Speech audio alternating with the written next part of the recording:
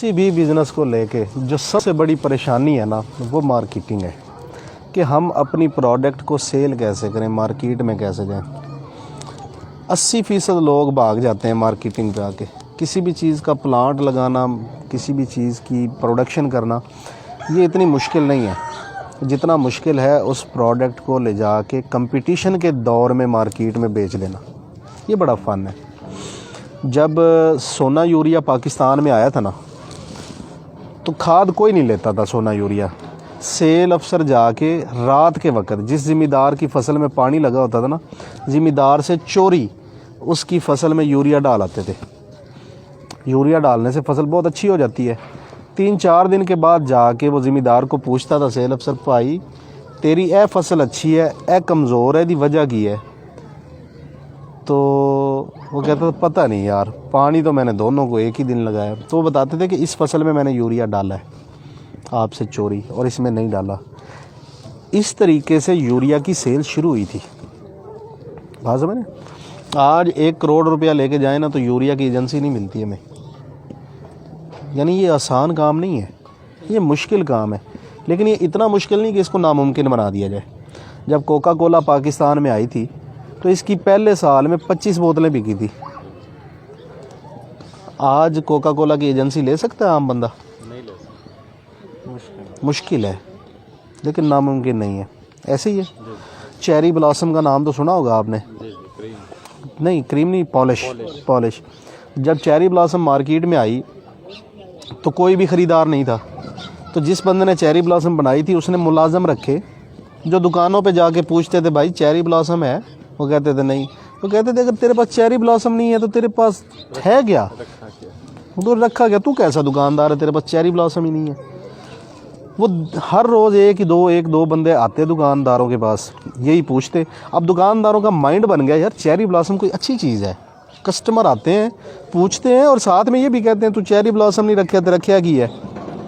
तो फिर जब चेरी ब्लॉसम की गाड़ी गुजरती थी ना उनकी दुकान के सामने से, आहिस्ता आहिस्ता वो सारे दुकानदार उससे स्टॉक ले लेते थे। जब ले लेते थे तो फिर कोई गाहक नहीं आता था। गाहक तो उसके मुलाजिम थे। तो जाहिर है कोई भी दुकानदार अपनी दुकान के अंदर एक स्टॉक रख के नहीं बैठ सकता। उन्होंने उसको मजबूरन बेचा, जैसे भी बेचा।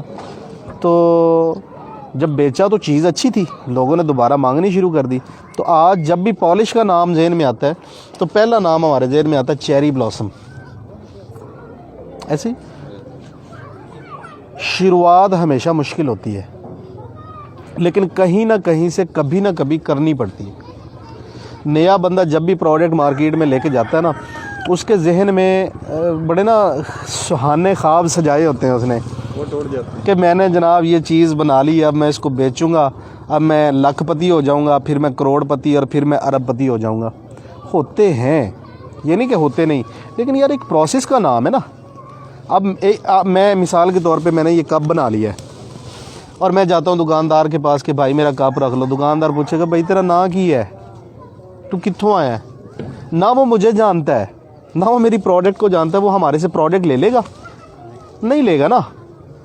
लेकिन अगले हफ्ते सेम डे हम फिर जाते हैं, अस्सलाम वालेकुम जी, मेरा नाम शाहिद है और ये मैं कप बेचता हूँ। तो उसको याद आ जाएगा, यार ये बंदा तो पिछले हफ्ते भी आया था। बात समझ नहीं मेरी? पहले वो हमें जानता ही नहीं था, उसके बाद रोज़ाना बंदे आते हैं, वो भूल जाता है। जब आप सेम डे अगले हफ्ते उसके पास जाते हैं तो अब आपने उसको याद करवा दिया कि मेरा नाम क्या है और मैं क्या काम करता हूँ।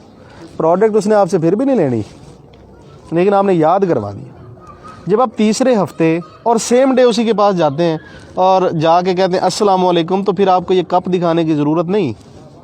उसको पता है कि आपका नाम शाहिद हुसैन जोया और आप कप बेचते हैं। मतलब इंट्रोड्यूस हो गया, आपने अपने आप को इस्टेब्लिश कर लिया है कि आपका नाम शाहिद है और आप कप बेचते हैं। अब आपको ये कहने की ज़रूरत नहीं है। तीसरे हफ्ते 20 से 25% दुकानदार कहते हैं अच्छा यार तो यार रख जा 6 कप, ये वेक गए तो मैं तेन पैसे दे देंगा। मतलब आप दुकान में घुस गए हैं, आपने अपनी जगह बना ली है, आपने बार बार जाके लोगों के जहन में लोगों के दिल में या दुकान में जगह बना ली है। इसको कहते हैं again and again, again and again, बार बार जाएं, बार बार जाएं। जब आप चौथे हफ्ते जाएंगे तो जाके क्या कहेंगे? पैसे ही मांगेंगे ना जी। कप दे गया था जी आपको पिछले हफ्ते, वो जो बिक गए उनके पैसे दे दें, जितने बिक गए पैसे ले लिए और रख दिए। ये क्यों हुआ? क्यों आपने पहले पैसे ले लिए, पहली सेल उठा ली उस दुकानदार से? क्योंकि आप बार बार जा रहे थे उसके पास। मार्केटिंग का पहला रूल ही यही है, अगेन एंड अगेन जाएं, कभी भी मिस मत करें। हमारा सेलमैन गलती क्या करता है और कहाँ पे करता है पता है आपको? एक बंदे के पास वो जाता है, उससे बातचीत करता है, प्रोडक्ट उसको देने की कोशिश करता है, वो नहीं लेता तो नया बंदा दोबारा नहीं जाता। यार मैं पहले भी गया सी ये तो साढ़े को चीज़ लेना ही नहीं, साढ़े कप खरीदता ही नहीं। वो ले या ना ले, आपने जाना ज़रूर है। अगर आप एक दिन में 20 दुकानें करते हैं तो अगले हफ्ते उसी दिन में 20 ही दुकानें करेंगे आप। ये नहीं कि 18 कर लें, 2 का रवैया अच्छा नहीं था तो आपने कहा नहीं यार इनके पास नहीं जाना। फिर होता क्या है, दुकानदार के पास आप ये चीज़ रख देते हैं। अब दुकान तो बहुत बड़ी है और दुकानदार 2 से 3 घंटों में थक जाता है। कितनी देर खड़ा रह सकता है दुकानदार या सेल्समैन? फिर वो एक जगह पे या खड़ा होता है या बैठता है। जब वो बैठ जाता है तो फिर उसकी कोशिश होती है और आदत भी होती है कि जो चीज़ें नज़दीक पड़ी है वही बेच दे। कप बेचना है ना, मेरा कप ये है तो किसी और का कप ये है, ये दूर रखा हुआ है, ये नज़दीक रखा हुआ है। जब कप लेने के लिए कोई आ गया ना गाहक, तो उन्हें कहना यार है बड़ा अच्छा है ले जा। क्यों? ये तो ऐसे उठा के ऐसे देना ना है, ये उसको उठाने के लिए ना ऐसे होना पड़ता है। ये वो चीज़ ज़्यादा बिकती है जो उसके नज़दीक पड़ी है, उसकी दस्तरस में है, उसकी छतर छाया में पड़ी है, उसके बाजुओं के नीचे पड़ी हुई है। ये चीज़ ज़्यादा बिकेगी। इसको कहते हैं एक्सेसिबिलिटी, कि दुकानदार की एक्सेस में पड़ी हुई है कोई चीज़। तो हमेशा जो भी चीज़ आप बेचना चाह रहे हैं वो दुकानदार के नज़दीक रखें, ज़्यादा बिकेगी। हमेशा ऐसे होता है।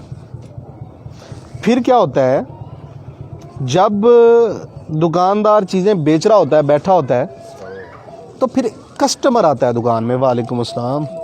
कस्टमर जब दुकान में आता है तो कस्टमर यहाँ देख रहा होता है। इसको कहते हैं आई कॉन्टैक्ट लेवल। वो ऊपर सर उठा के नहीं देखता कि ऊपर वाले रैक्स में क्या लगा हुआ है, वो नीचे भी नहीं देखता क्या लगा, वो साइडों पे भी नहीं देखता, वो यहाँ पे देखता है। तो आपने अपनी प्रोडक्ट को दुकानदार के हाथ के नीचे लेकिन कस्टमर के सामने रखना है। वालेकुम अस्सलाम, तशरीफ़ रखिए। इसको कहते हैं विजिबिलिटी। जो चीज़ नज़र आती है वो बिकती है। कहते हैं ना जो दिखता है वो बिकता है। कप है, दुकानदार के हाथ के नीचे भी पड़ा है, खा वो पीछे पड़ा है, खा वो आगे पड़ा है, खा लेफ़्ट राइट पड़ा है, वो नज़र भी आ रहा हो उसको। अब जो देखने वाला ना उसके पास चॉइसेस है महदूद।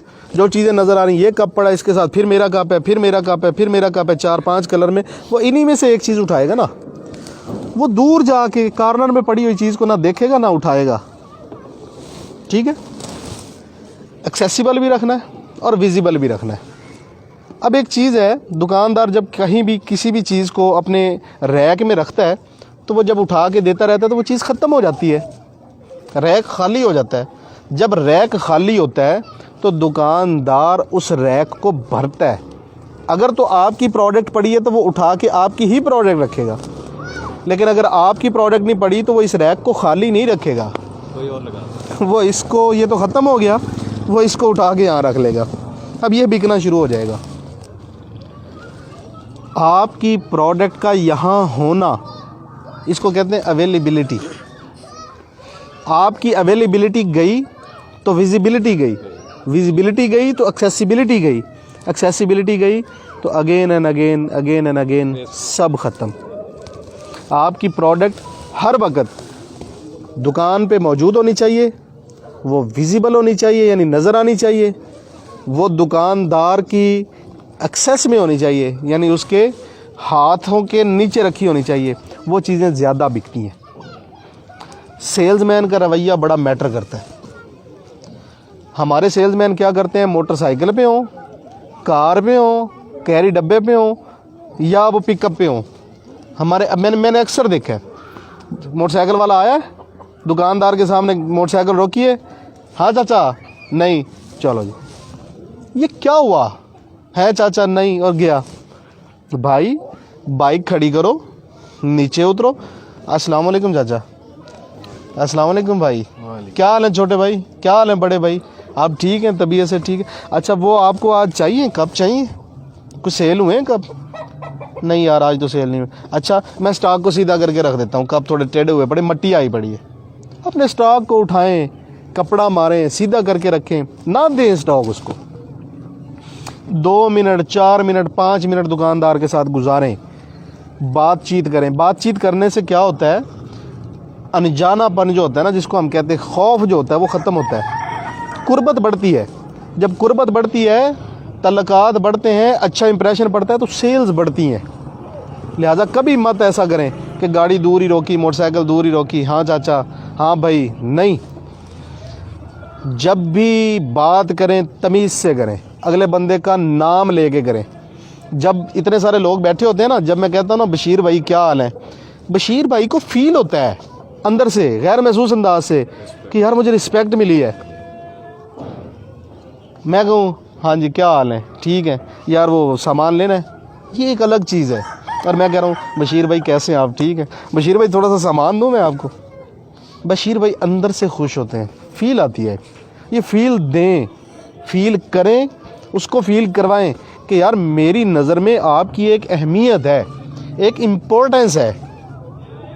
बात समझ, अहमियत देंगे तो वो आपको अहमियत देगा, आपकी प्रोडक्ट को अहमियत देगा। अगर आप उसको अहमियत नहीं देंगे तो वो आपको अहमियत नहीं देगा। लिहाजा इन चीज़ों का